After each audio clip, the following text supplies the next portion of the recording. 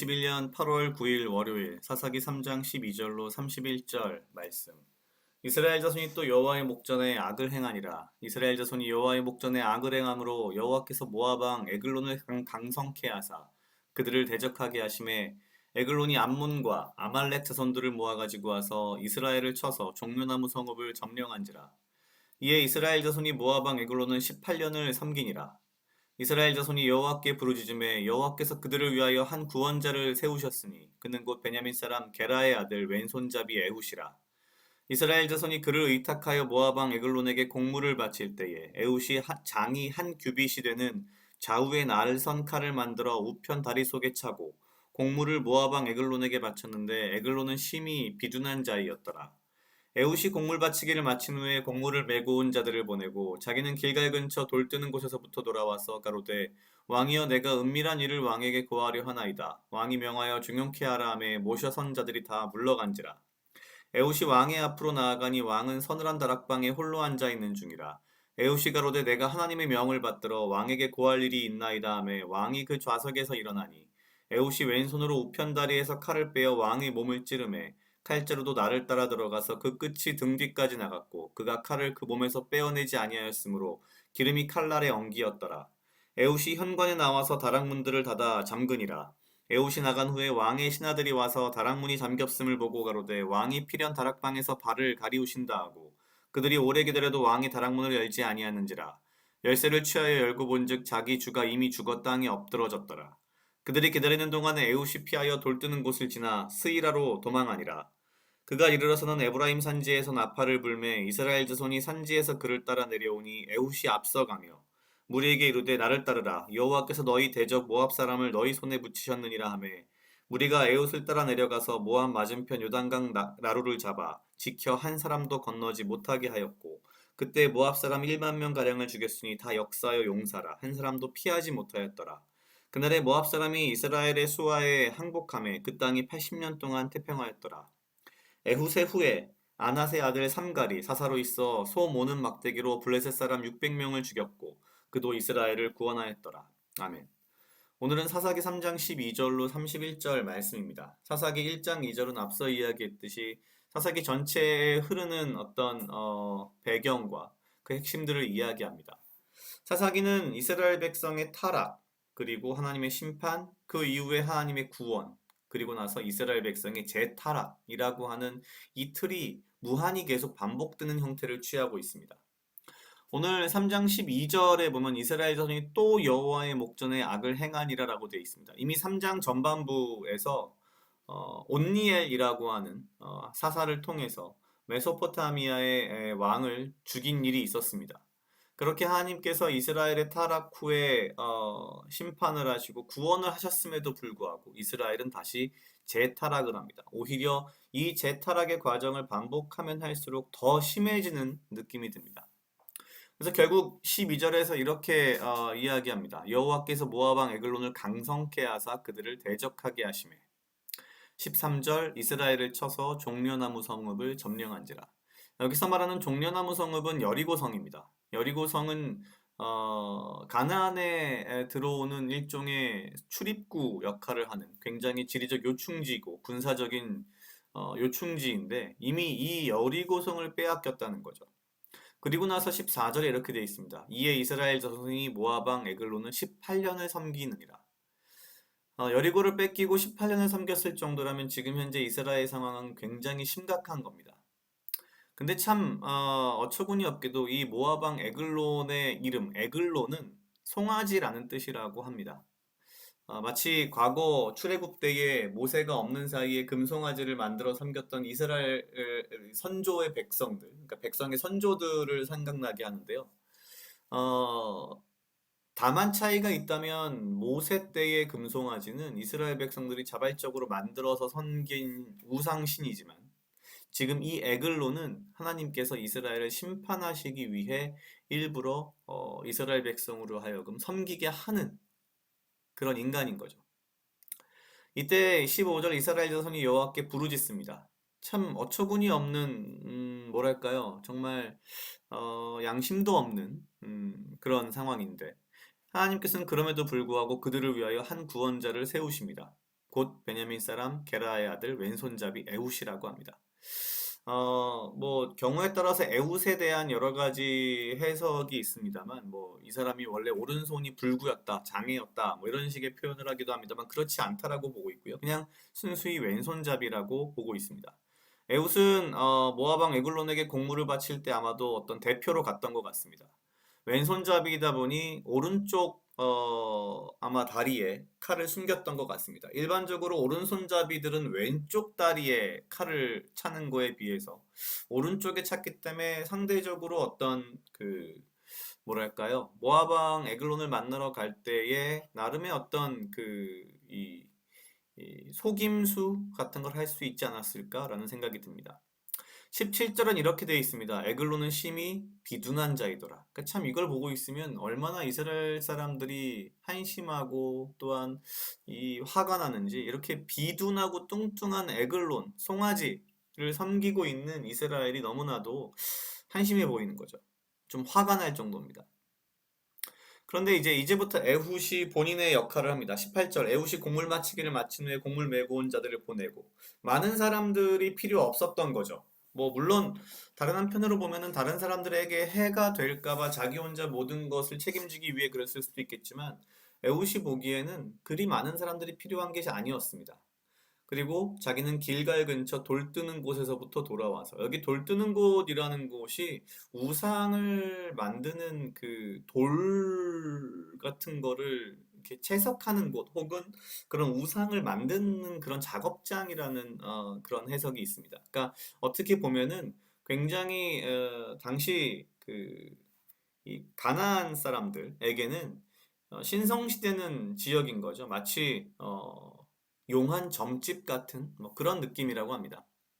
거기에 갔다가 돌아옵니다. 혼자 혈혈단신 돌아와서 에글론에게 이야기합니다. 내가 은밀한 일을 왕에게 고하려 한다. 그러니까 에글론이 모든 사람을 물리칩니다. 그리고 20절 에훗이 왕의 앞으로 나아가니 왕은 서늘한 다락방에 홀로 앉아 있다. 그러니까 워낙 뚱뚱하고 비둔했기 때문에 이 더운 지역에서 더더구나 여름에 서늘한 곳을 찾아서 그곳에 아마 왕의 자리가 있었던 것 같습니다. 뭐 우리가 생각하는 다락방은 아니겠죠. 에우시 가로되 내가 하나님의 명을 받들어 왕에게 고할 일이 있나이다 라고 말하니까 왕이 에글론이 그 자리에서 일어납니다. 그러니까 자기가 신의 신탁을 받을 준비가 되어 있다 뭐 이런 뜻이겠죠. 이때 에웃이 왼손으로 우편 다리에서 칼을 빼어 왕의 몸을 찌르는데 한치의 뭐랄까요 뭔가 이 어떤 고민 없이 정말 순식간에 빠르게 에글론을 찌릅니다. 얼마나 빠르게 세게 찔렀는지 칼자루가 나를 따라 들어가서 칼끝이 등 뒤에 나갔고 칼이 그대로 박혀 있는 채로 나옵니다. 그런데 이제 여기에 이렇게 표현되어 있습니다. 기름에 칼날이 엉기었더라. 물론 이제 워낙 이 뚱뚱한 아주 비둔한 에글론이었기 때문에 그럴 수도 있지만 여기에 이제 이 우리말로 기름이 칼날에 엉기었다라고 되어 있지만 원어로 보면은 사실은 이게 일종의 그런 거라고 합니다. 이렇게 사람의 대장을 찌르면 그 안에 들어있던 이제 흔히 말하는 똥이 나오는데 그 똥과 기름이 이제 엉겨서 밖으로 새어 나오는 거죠.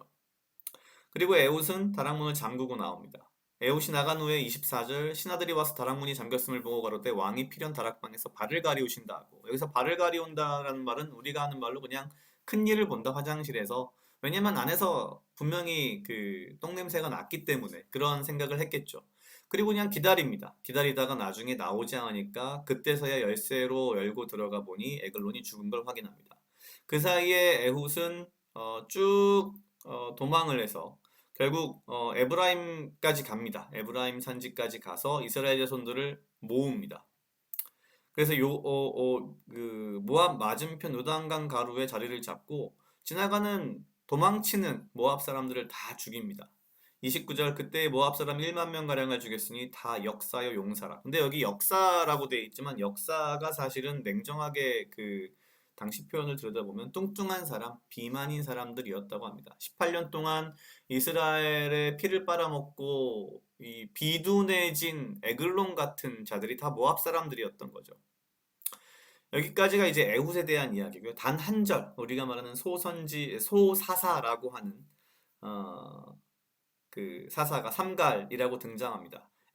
에훗 후에 아낫의 아들 삼갈이 사사로 있어 소모는 막대기로 블레셋 사람 600명을 죽였고 이스라엘을 구원하였다. 어, 결국 하나님께서는 에훗이라고 하는 사사를 세우십니다. 15절에 분명히 한 구원자를 세우셨으니 라는 표현을 쓰고 있습니다. 하나님께서 세우신 사사 에훗을 통해서 결국 이스라엘은 모압 왕 에글론으로부터 벗어납니다. 그런데 문제는 그거죠. 이 이후에 보면 또 다시 재타락을 한다는 겁니다. 왜 이런 일이 계속 벌어졌을까? 가만히 생각을 해보면 이 사사 시대에 이스라엘 백성들이 하나님을 예배하지 않고 하나님을 섬기지 않고 가나안 신들만 섬겼냐? 그런 것은 아닙니다. 어떻게 보면 이들은 너무나도 율법대로 하나님께 예배드리고 제사하고 아마도 그랬을 겁니다. 그러면서 동시에 이 이스라엘 사람들이 가나안의 신들도 섬긴 거죠. 그러니까 어떻게 보면 기본적으로 애초에 이집트에서 탈출할 때에 이스라엘 사람들이 애굽의 다신교적인 신앙을 워낙 보고 자랐던 것이 그 후대에도 이렇게 남아있는 것인지 아니면 혹은 가나안 사람들 안에서의 그 이 종교적인 풍습을 그대로 배운 것인지는 모르겠지만 이스라엘 사람들은 유일신이라고 하는 하나님의 명령을 듣지 않고 하나님도 섬기고 가나안에 있는 다른 신들도 섬기고 이런 상황이 된 거죠. 그냥 문득 그런 생각이 들었습니다. 나는 다른가? 어, 냉정하게 생각해보면 이 사사시대의 이스라엘 사람들이 참 한심하고 화가 나는 건 맞는데 저 자신도 어떻게 보면 여기서 크게 벗어나 있지 않지 않나라는 생각이 문득 오늘 들었습니다. 나 또한 매일매일 매주 매주 하나님 앞에 내 죄를 잘못했어요라고 회개를 하면서도 다음 날이 되면은 왠지 똑같은 죄를 짓고 있는 것은 아닌가? 나는 그냥 나의 죄가 너무 일상화되어서 내가 못 느끼고 있는 것은 아닌가? 이 당시 이스라엘 백성들도 혹시 그러진 않았을까? 라는 생각이 들면서 이 사사기의 이 상황이 단지 이스라엘 사람들 참 못났다 뭐 못됐다가 아니라 그들의 모습이 나의 모습이 아닌가라는 생각이 문득 들어서 여러 가지 생각을 하게 하고 반성을 하게 하는 그런 말씀이었던 것 같습니다. 각자 약 2분 정도 묵상하시겠습니다.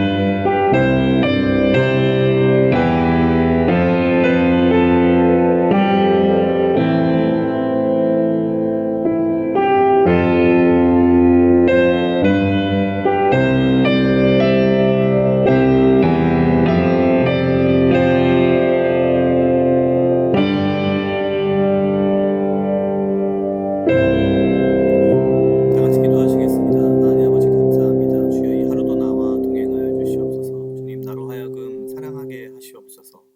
아버지여 나를 헤아려 하는 그 어떠한 무리들로부터 나를 지키고 보호하여 주시며 내가 오직 주님 주시는 지혜와 명철로 이 하루를 살아가고 나에게 필요한 건강과 육체적 강건함을 허락하여 주시옵소서. 주님 내가 이 사사기에 이스라엘 백성들을 보며 답답해하고 화가 나며 정말 이들에 대해서 내가 성토를 하면서도 이 모습이 지금의 나의 모습이 아닌가라는 반성을 하게 됩니다. 주여, 나의 죄를 용서하시고 나를 구원하시며 내가 다시 죄의 길에 들어서지 않도록 주여 보호하고 인도하여 주시옵소서.